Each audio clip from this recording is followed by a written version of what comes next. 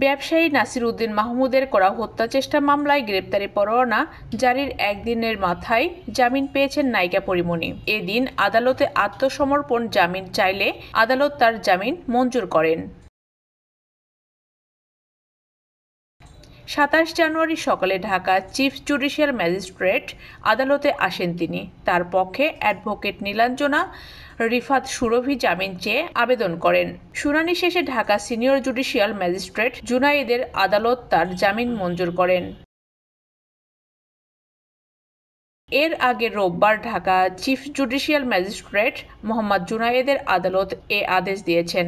এদিন মামলার চার্জ গঠন শুনানিতে পরীমনির হাজিরের দিন ধার্য ছিল। মাত্র 12,000 টাকায় সুন্দরবন ভ্রমণ করুন, your tours and travels Bogura. তবে তিনি হাজির না হওয়ায় তার বিরুদ্ধে এই পরোয়ানা জারি করেন আদালত। পরীমনির আইনজীবী নীলাঞ্জনা রিফাত সুরভি এ তথ্য নিশ্চিত করেছেন। এর আগে 2020 সালে 6 জুলাই আদালতে নাসির উদ্দিন এ মামলা করেন। মামলায় পরীমনি ছাড়াও তার দুই সহযোগী ফাতেমাতুজ জান্নাত বনি ও জুনায়েদ বগদাদি জিমিকে আসামি করা হয়েছে। মামলার এজাহারে বলা হয়, পরীমনি ও তার সহযোগীরা অ্যালকোহল সেবী। 2021 সালে 9 জুন রাত 12টার পর আসামিরা সাভারের বোট ক্লাবে ঢুকে অ্যালকোহল পান করেন। এরপর নাসির উদ্দিনকে আকৃষ্ট করার সহ মদের বোতল বিনামূল্যে নিয়ে যেতে চান, কিন্তু না দিতে চাইলে ক্লাব ভাঙচুর করেন পরীমনি।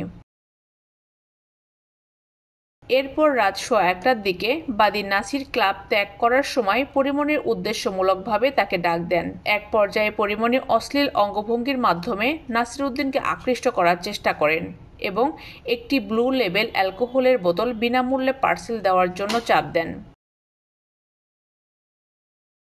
বাদী এতে রাজি না হওয়ায় পরীমনি গালমন্দ করেন। তাদের মধ্যে বাদানুবাদের এক পর্যায়ে পরীমনি বাদীর দিকে একটি সার্ভিং গ্লাস ছুঁড়ে মারেন এবং হাতে থাকা মোবাইল ফোনটিও ছুঁড়ে মারেন। এতে নাসির উদ্দিন মাথায় ও বুকে আঘাতপ্রাপ্ত হন। 2021 সালের 14 জুন ধর্ষণ চেষ্টা ও হত্যা চেষ্টার অভিযোগে নাসির উদ্দিন মাহমুদ ও তার বন্ধু অমির নাম উল্লেখ করে পরীমনি ঢাকার সাভার থানায় মামলা করেন। পরীমনির বিরুদ্ধেও মাদক মামলা হয়।